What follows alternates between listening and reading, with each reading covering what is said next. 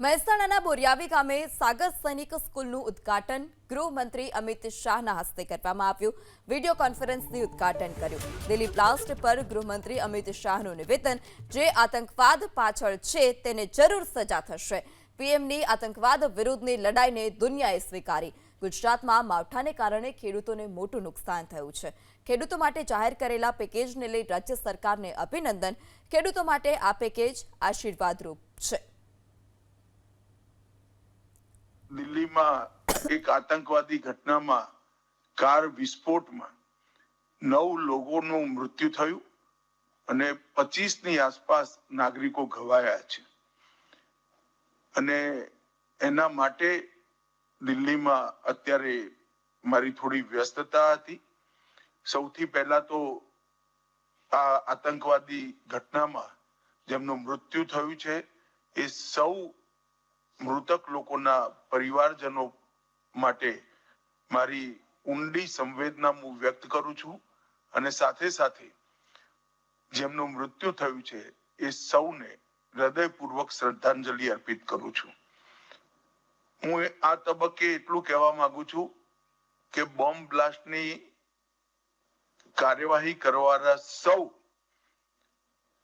જે કોઈ भी જે સ્તરે આની અંદર સંડોવાયેલા છે એ સૌને કાયદાની અદાલત સામે લઈ જઈ સૌને ઉચિત સજા થાય એના માટે ભારતના વડાપ્રધાનનો જે સંકલ્પ છે એ નિશ્ચિત રૂપે પૂરો થશે અને એક એવું ઉદાહરણ બેસવાનું છે કે જેથી ભવિષ્યમાં આવી ક્યારેય આતંકવાદી ઘટના ના થાય।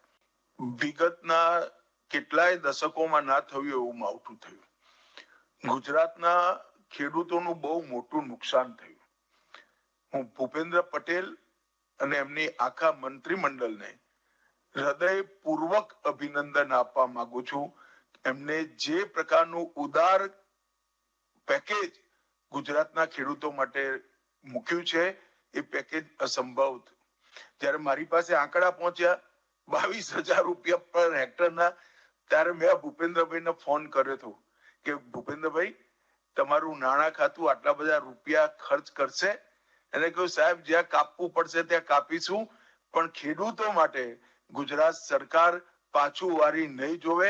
ખેડૂતોના ભલા માટે મોટી રકમ અમે ગુજરાત સરકારને રજૂ કરીશું। હું હૃદયપૂર્વક ભૂપેન્દ્રભાઈને અભિનંદન આપવા માંગુ છું। એક નવો ચીલો એમને દેશભરની સરકારો માટે ચાતર્યો છે અને આ અભૂતપૂર્વ માવઠું ઇતિહાસમાં ના થયું એવું માવઠું જે થયું અને ઉભો પાક બગડ્યો, એ સૌ ખેડૂતો માટે આ પેકેજ આશીર્વાદરૂપ થવાનું છે એનો મને વિશ્વાસ છે। હમણાં મગફળીની ખરીદીમાં પણ એમને પત્ર આવ્યો હતો અને પત્રને મોદી સાહેબે તરત જ એપ્રૂવ કર્યો અને એમને જેટલી મગફળીની ખરીદી કરવી હતી એ બધી ખરીદી કરવાની છુટ્ટી આપી છે।